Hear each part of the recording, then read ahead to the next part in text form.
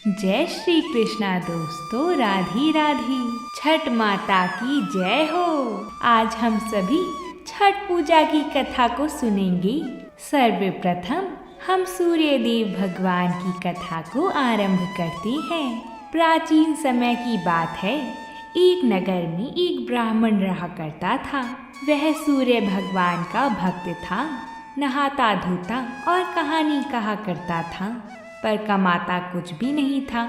ब्राह्मण घर में रहता तो ब्राह्मणी बार बार कमाने के लिए परेशान करती। बाहर कहीं जाता तो अड़ोसी पड़ोसी भी उसे निकम्मा कहकर अपमानित किया करते थे। अंततः एक दिन वो नहा धोकर अपने पूजन की सामग्री लेकर वह जंगल में चला गया।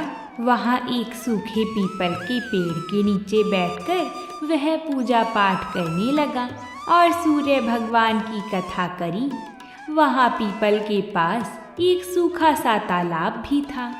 उसमें थोड़ा सा ही पानी था। उसी पानी से लोटा भरकर सूर्य भगवान को जल चढ़ाया।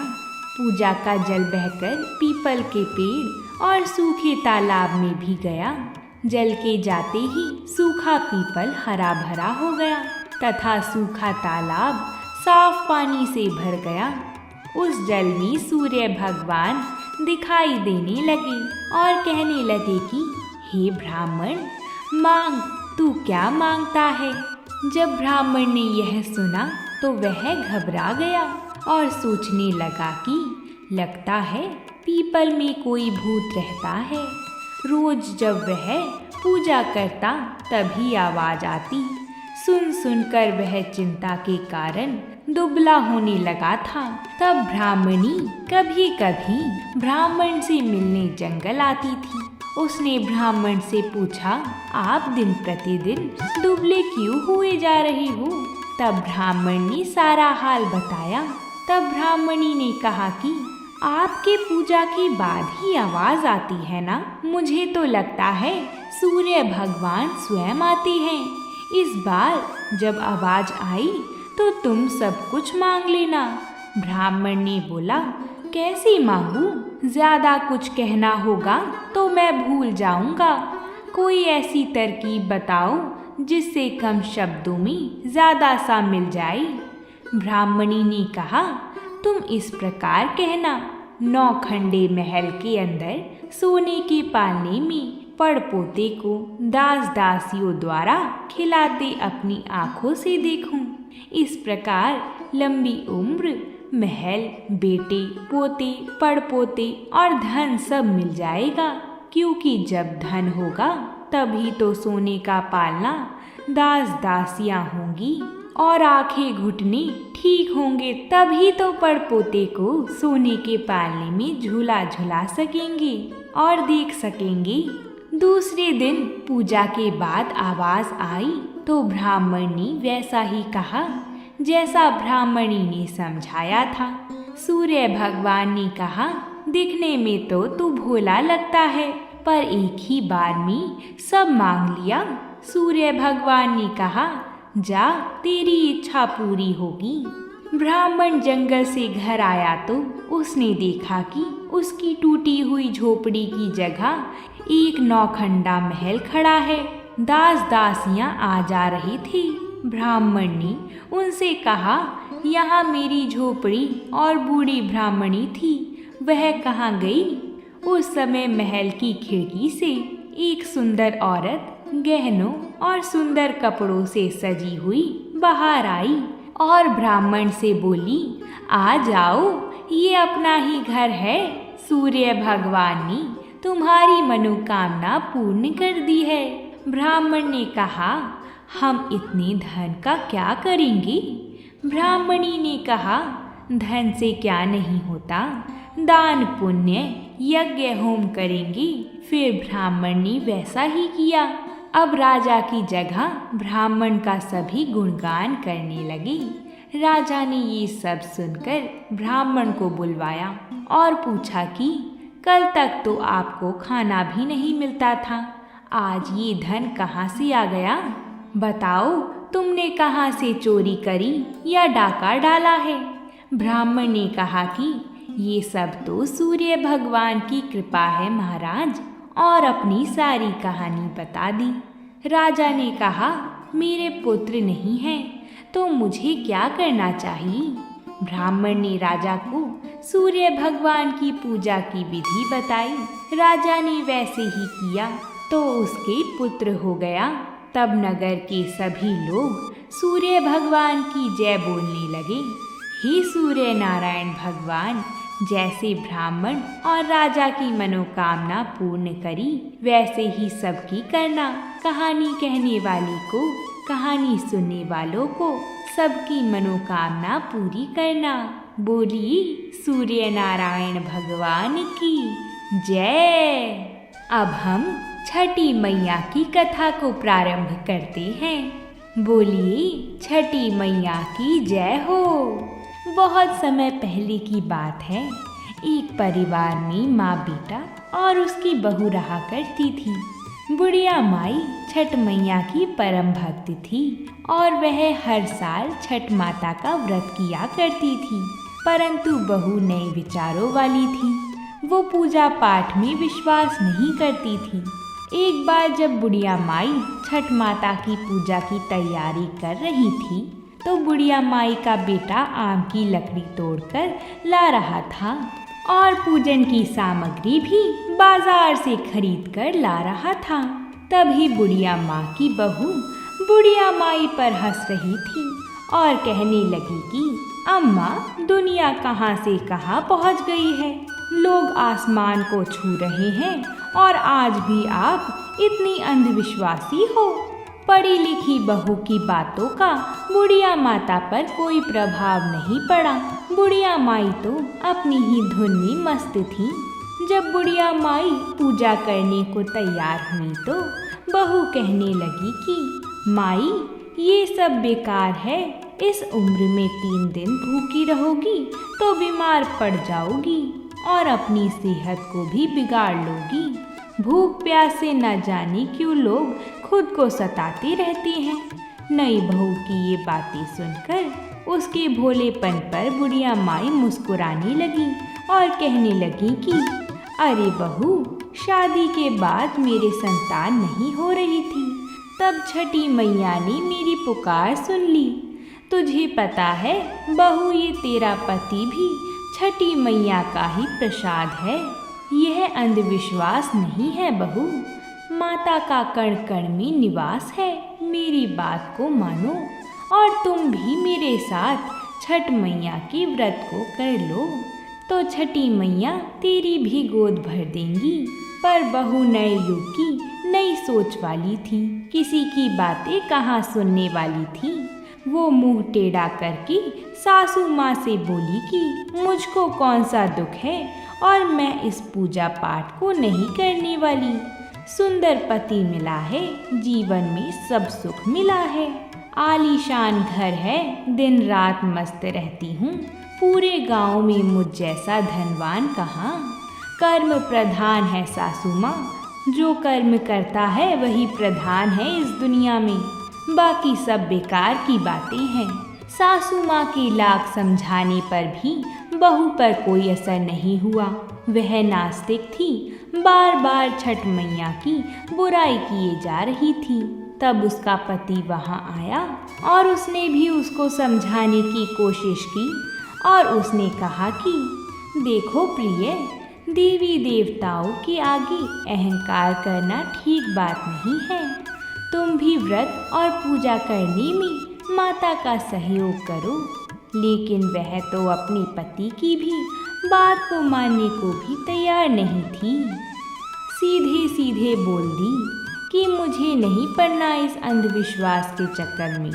पति भी थक गया उसे समझाते समझाते और बोला, ठीक है, तुम्हें जो करना है वही करो। मैं तो छठी मैया का घाट सजाने जा रहा हूँ, जिससे मेरी माँ छठ मैया के श्री चरणों में अपने सर को झुका सके। बेटा हाथ में कुंडल लेकर घाट पर चला जाता है। छठ माता की पूजा के लिए सुंदर घाट को बनाने में जुट जाता है। अपनी माँ की पूजा की तैयारी में माँ की मदद करता है। आम की लकड़ी को जलाकर अपनी माँ के साथ ठेकुआ सिकवाता है। पूरे भक्ति भाव से दोनों माँ बेटा छठ के पर्व को मनाते हैं। बुढ़िया माई के बेटे ने घर और द्वार को गाय के गोबर से लीपता है। उसी समय उसकी पत्नी पाँव में सैंडल पहनी हुई वहाँ से गुजरती है और कहती है, हाय, पता नहीं ये कौन सा त्योहार है और पूरे घर को ही गोबर गोबर बना के रखा है। अब तो घर से बाहर निकलना मुश्किल हो रहा है। कैसे गोबर की दुर्गंध आ रही है। और उसने अपने पति से कहा कि तुम और तुम्हारी माँ बहुत बड़े भक्त बनते हो। देखो जी, आपके बदन से भी गोबर की बदबू आ रही है। अब तो नहाकर ही घर आना। बहू की बातें सुनकर बुढ़िया माई बहू को समझाती है कि अरे बेटा, तुझे नहीं पता कि गोबर को तू जब दुर्गंध कह रही है, उस गोबर में बहुत से ऐसे रसायन पाए जाते हैं जिसको लीपने से घर की बहुत सारी बीमारियां कोसों दूर हो जाती हैं। इतना सुनकर बहू और बिगड़ गई। झुंझला कर बुढ़िया माई से बोली कि पहले तो लकड़ी पर ठेकुआ बनाया और अब गोबर से लीपकर पूरे घर को गोबर गोबर कर दिया। सास बहू की बहस के बीच बेटा आकर बोला कि अरे प्रिय, तुम माता से झगड़ा मत करो, चलो अब जाकर तैयार हो जाओ। छठ माता के घाट पर जाने का समय हो गया है। ढोल बाजों को बुलवाकर दौरा उठाकर वे सब घाट पर चल दिए। पीछे पीछे बुढ़िया माई गीत गाते चल रही थी, पर बहू को तो इन सब में कोई रुचि नहीं रहती थी। वो तो सज धज कर मटक मटक कर चल रही थी। बुढ़िया माई और उसके बेटे ने बहू को बहुत समझाया तो बहू अपने पति और सासू माँ के साथ घाट पर तो चली जाती है। वह जैसे ही घाट पर पहुँचती है, वो पूजा की बजाय मेला घूमने में लग जाती है। कुछ देर बाद उसका पति बहू को वहाँ ना पाकर उसे ढूंढने में लग जाता है तो कहीं हलवाई की दुकान पर स्वादिष्ट पकवान का आनंद उठाती नजर आती है। तब उसका पति आकर कहता है, प्रिय, ये क्या करती हो तुम? यहाँ तक आई हो तो माँ के साथ बैठो। पत्नी झुंझला कर बोली, ना जी, मैं पूजा पाठ में नहीं बैठने वाली, ना ही घाट पर आने वाली हूँ।